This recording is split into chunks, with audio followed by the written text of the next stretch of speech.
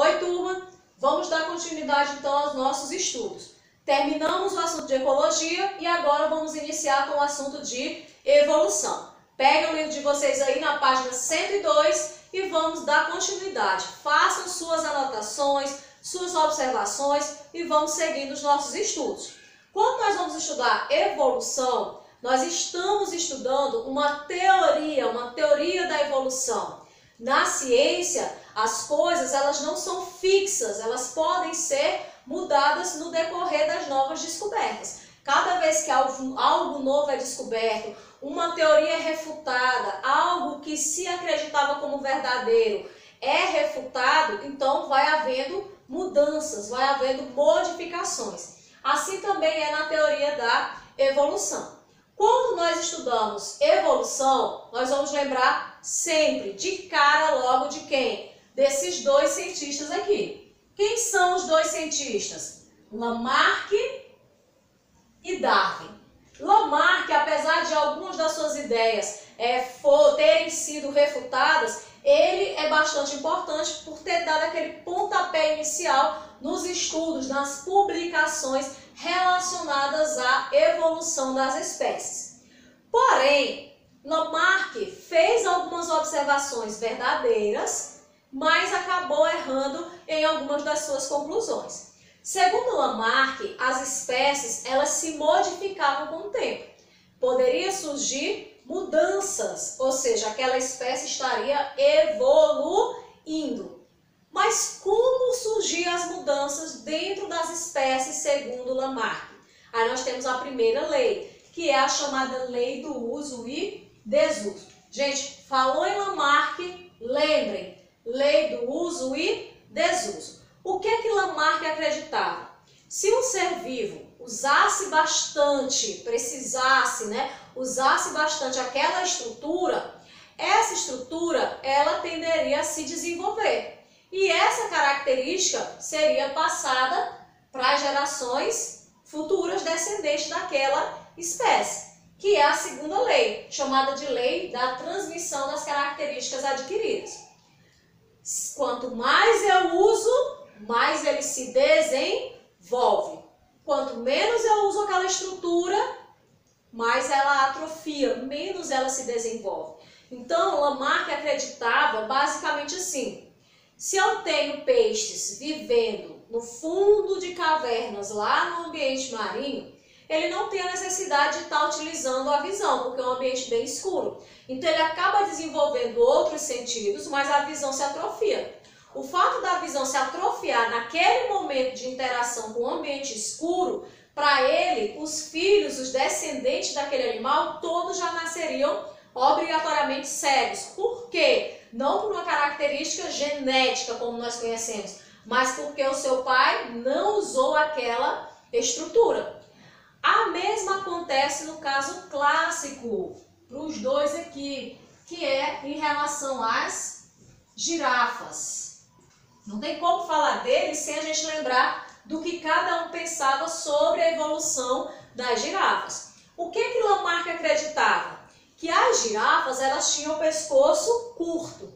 Ao esticar o pescoço para se alimentar de folhas em árvores mais altas, elas esticavam e cresciam poucos centímetros daquele pescoço. E aí, quando elas se reproduziam, elas passavam aquela característica de centímetros a mais para o seu filho. Consequentemente, o filho já nasceria com o pescoço um pouco mais alto.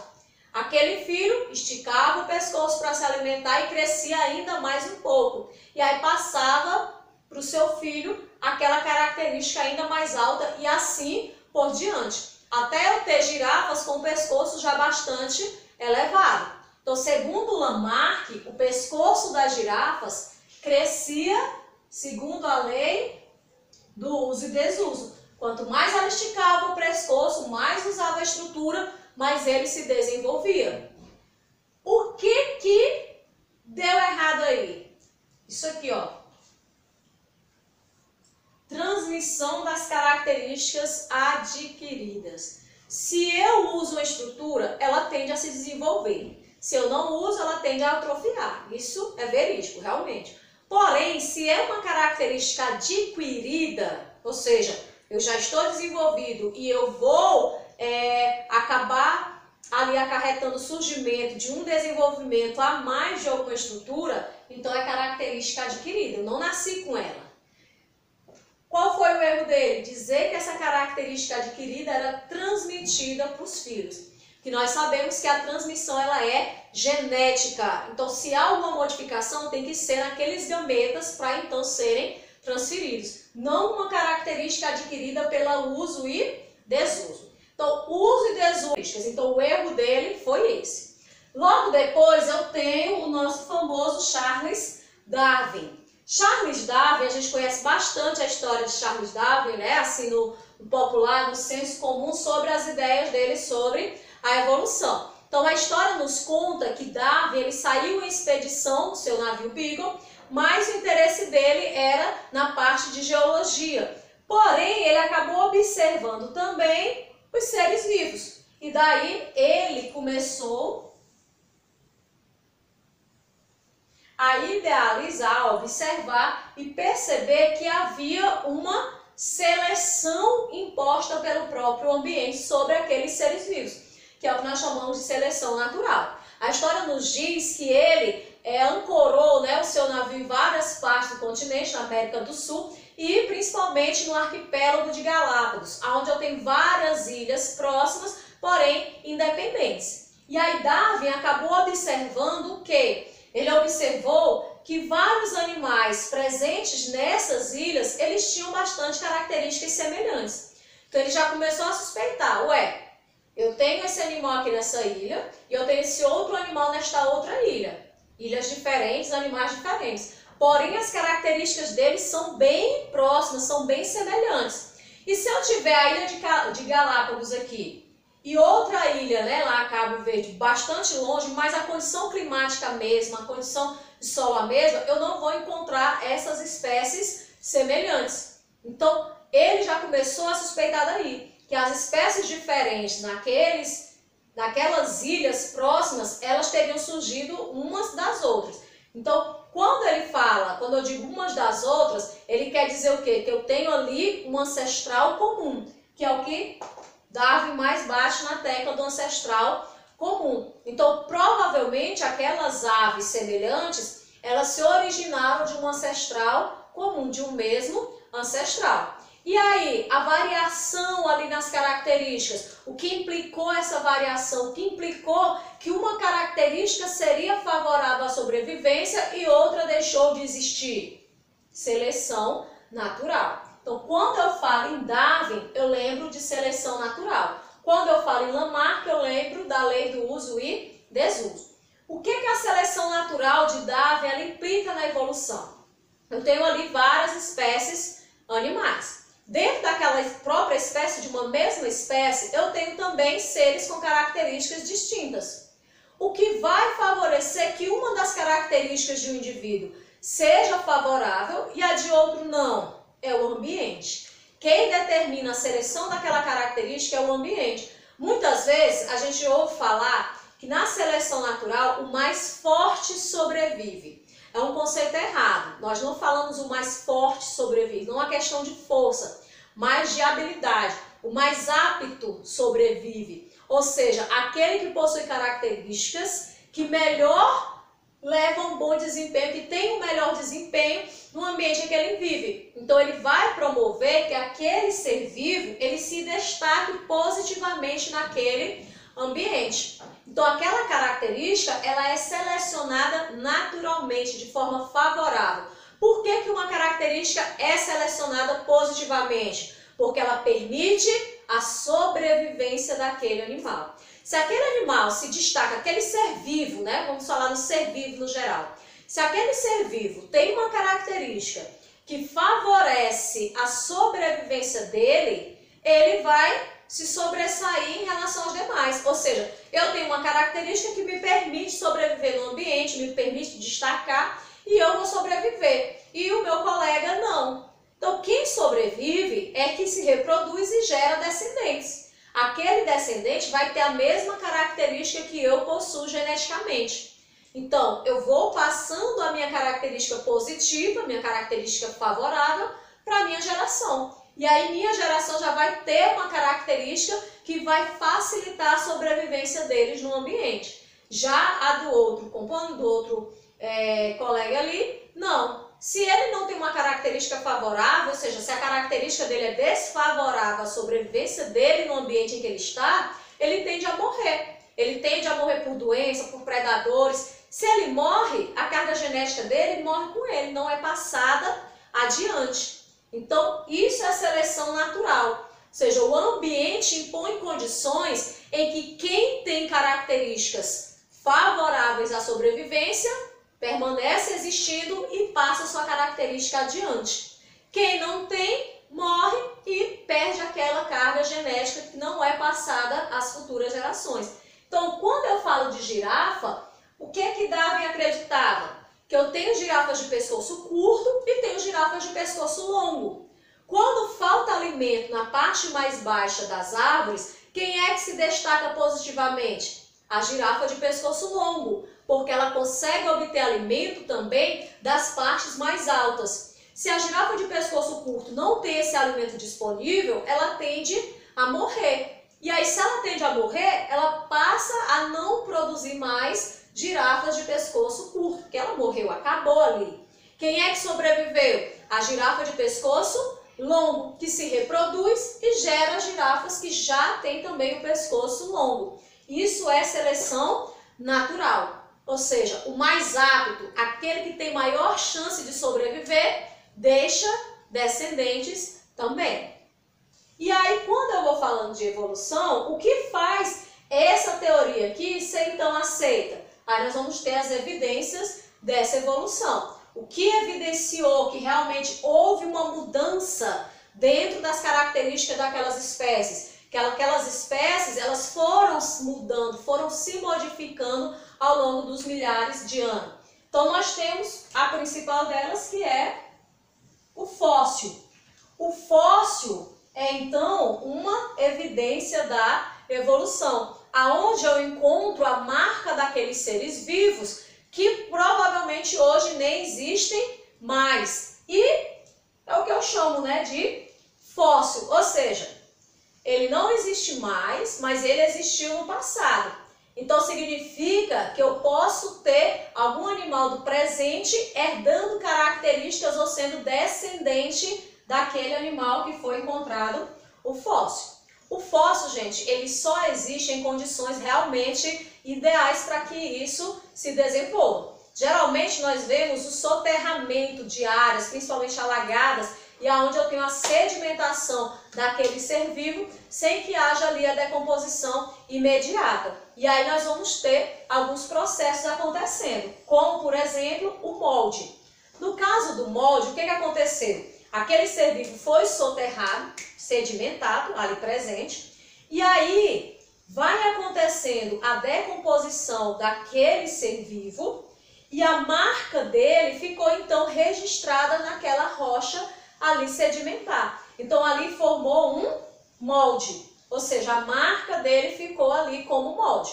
Ao longo do tempo, aquele molde ele pode ser substituído por outros materiais de rochas, formando o que nós chamamos de contramolde. Ou seja, ele ocupou o lugar daquele ser vivo ali naquela rocha sedimentar, formando então um contramolde.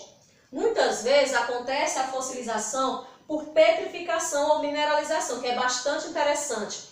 Os minerais eles vão substituindo a parte orgânica do ser vivo de tal forma que você olhando pensa que é o próprio ser vivo. Mas na realidade ali não tem mais matéria orgânica, eu tenho apenas aqueles minerais. Então forma ali uma rocha, porém com a mesma característica ali presente naquele ser vivo. Se vocês olharem aí, na página 112, vocês vão ver aí um tronco de uma rocha e um peixe petrificados, aonde as suas estruturas elas foram substituídas por esses minerais. Então nós chamamos de petrificação.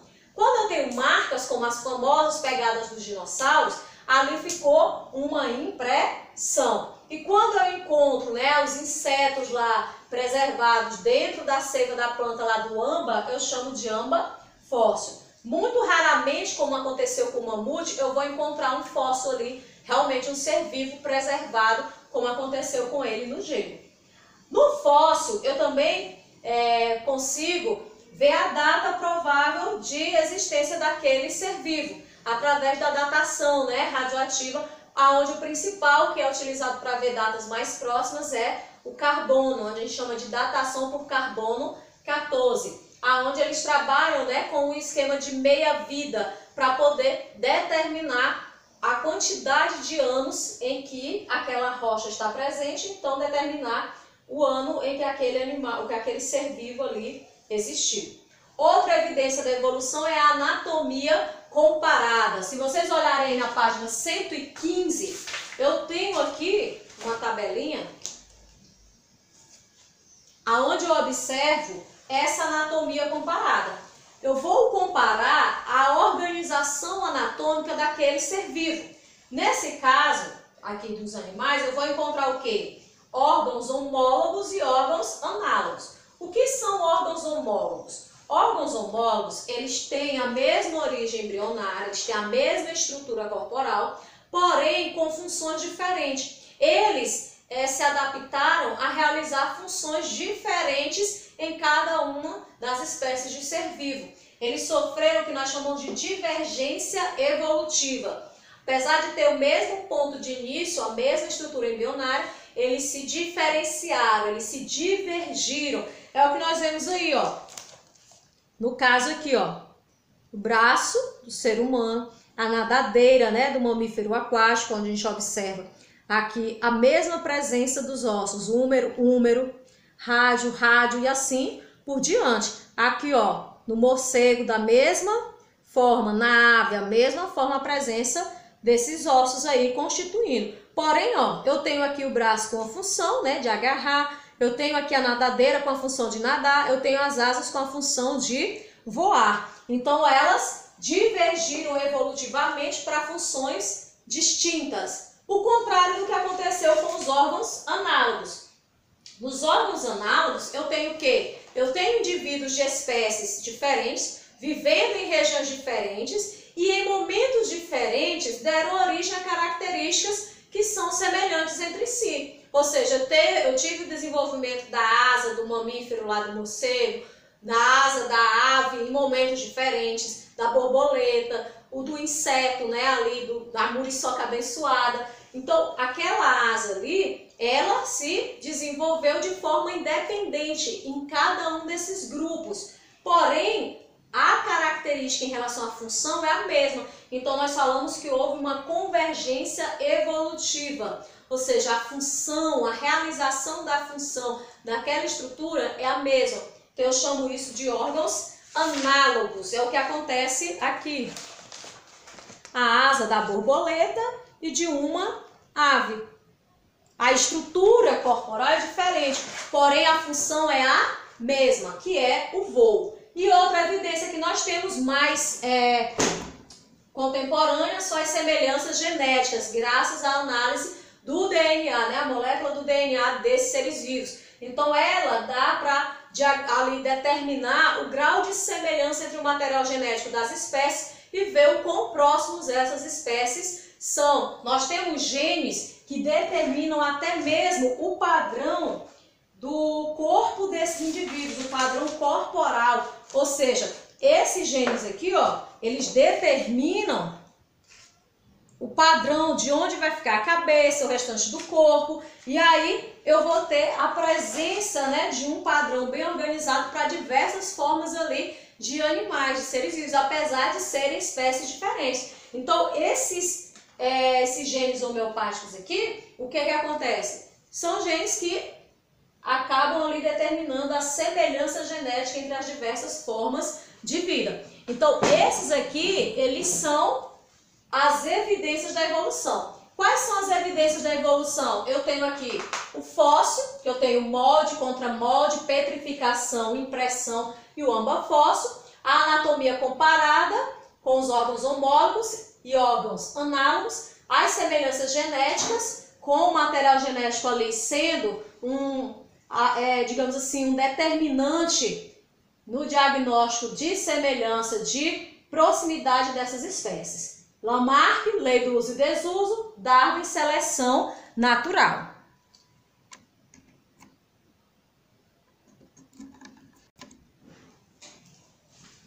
Então, continuando. Nós temos também a chamada teoria sintética da evolução, ou teoria moderna da evolução, que além de agrupar, o principal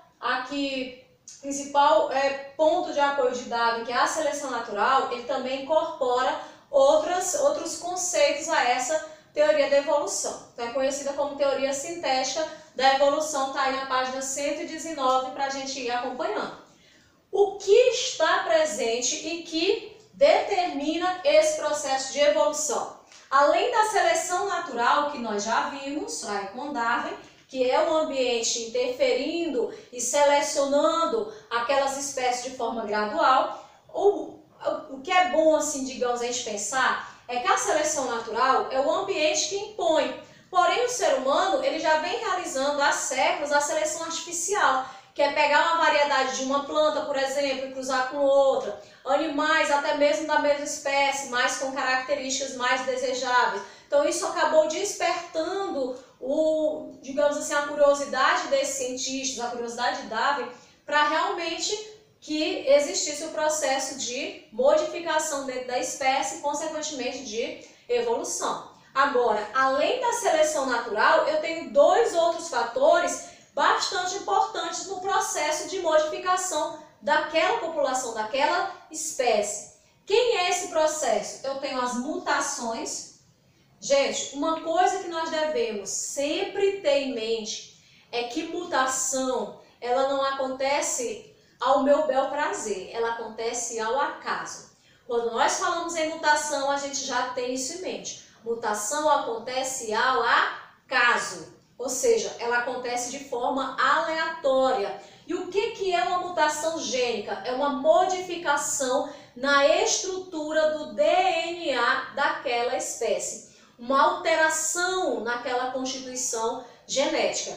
Aquela alteração ela vai implicar em mudança significativa quando acontecer nos gametas, para quem tem reprodução sexuada, porque assim ela vai sendo transmitida para as novas gerações. Se eu tenho mutação na estrutura genética, por exemplo, de bactéria, aquela mutação ali em qualquer material genético já é suficiente para promover modificação nas futuras gerações, já que ela se reproduz de forma assexuada. Recombinação gênica. O que é a recombinação gênica? A recombinação gênica é lá na reprodução sexuada. Aqui, ó, na página 120. O que acontece nessa recombinação gênica? O nome já diz, eu tenho uma recombinação ali entre o material genético daquelas espécies. Lá, na formação dos novos gametas, na meiose, nós sabemos que aqueles cromossomos já duplicados, eles ficam lado a lado, os cromossomos homólogos ficam lado a lado. O que acontece na recombinação gênica, lá na permutação? Eu tenho então a troca de pedaços entre os cromossomos vizinhos. Essa troca já me dá uma variabilidade genética, porque esse cromossomo que é idêntico a esse, agora já não é mais. Além de eu ter a própria segregação independente, ou seja, de vários desses genes presentes em cromossomos separados irem para lados ali opostos da célula num processo de divisão celular. Então, quais são os três fatores aqui pertinentes à teoria sintética da evolução? Mutação gênica, modificação. O que é mutação? Mudança. Modificação da estrutura do DNA, que pode ser transmitida para as novas gerações. Se aquela mutação, quem determina, turma, se a mutação é boa ou ruim? Quem é que determina, novamente aqui, ó, é o ambiente. Ele é que, através da seleção natural, vai determinar se a mutação vai ser favorável ou não. Se a mutação permitir a sobrevivência dele no ambiente de forma ainda mais eficiente, então vai ser selecionada positivamente. Se for uma mutação que enfraqueça aquela espécie, então aquele ser vai acabar morrendo e aquela característica não vai ser passada aos seus descendentes. recombinação gênica já acontece ali na reprodução sexuada, aonde além de eu ter uma variedade, né? Além de eu ter a segregação ali de uma combinação nova entre alelos do pai e da mãe, eu ainda tenho aqui, ó, a recombinação, a troca, a permutação entre genes de cromossomos homólogos, cromossomos vizinhos, a troca, fazendo com que eu tenha, então, pares de cromátidos aqui diferentes. Além disso, eu tenho aqui, ó, a adaptação sendo um fator importante na evolução. No caso da adaptação, é uma forma particular que cada ser vivo tem, ou o grupo, dependendo do grau da adaptação ali daquela população, a sobreviver num determinado ambiente. Quando eu falo de indivíduo, nós, por exemplo, capacidade que a gente tem ali de realizar o controle da temperatura corporal para se adaptar. Aqui a gente está bem adaptado ao calor extremo, né? Então já é uma forma de adaptação. Eu tenho um bastante conhecido que é chamado de melanismo industrial. Vocês pegarem o livro de vocês, na página 125, vocês vão acompanhar aí que é bem interessante essa história do melanismo industrial. O que acontece, turma? Aqui eu tenho essas mariposas de cor mais escura e de cor mais clara. Antes da Revolução Industrial, eu tenho os líquens se formando no tronco das árvores e a mariposa mais clara acaba ali ficando escondida. E aí as aves veem a mais escura e acabam capturando e se alimentando da mais escura. Com a Revolução Industrial, as indústrias lançando fuligem, lançando seus poluentes, o que foi que aconteceu? A morte do líquen no tronco daquelas árvores e também a deposição, né, daquela fuligem no tronco das árvores. Se o tronco agora ficou escuro, quem se esconde? A mariposa negra. Quem fica ali mais à mostra? A mariposa clara. E aí, quem é que vira presa fácil? A mariposa branca, ali que é então consumida por aquelas aves. Então aquilo nós chamamos de melanismo industrial. Outra coisa ali bem comum é a camuflagem. Camuflagem aqui todo mundo sabe. O que é a camuflagem? Tá aqui, ó, na próxima página. Na camuflagem, o que é que eu tenho aqui? Eu tenho um ser vivo, eu tenho uma espécie que se assemelha muito àquela região onde ela habita, onde ela existe, né? O bicho-folha se assemelha muito a uma folha, bicho-pau se assemelha muito a um graveto, vive lá na árvore e acaba sendo camuflado. Uma coisa que vocês têm aí no livro é dessa raposa, que é bem interessante. Só que aqui eu já tenho em relação também à parte genética, né? Aonde em baixas temperaturas eu não tenho a produção dessa pigmentação e quando a temperatura eleva, a enzima se torna ativa e eu tenho uma pigmentação. E isso então é extremamente favorável a ela se camuflar. Por quê? Quando a temperatura é baixa, eu tenho neve para todo lado. E aí a pele dela fica branca, os pelos estão brancos, como vocês veem aí. E quando a temperatura se eleva, aparecem as montanhas, a enzima se torna ativa e pigmenta os pelos e deixa ela com essa coloração mais marrom, se camuflando nas montanhas. Eu tenho aqui o caso do cavalo marinho, né, se camuflando dentro das algas, o bicho-folha, e a camuflagem é isso, ele se assemelhar com aquele ambiente e acabar tirando vantagens disso.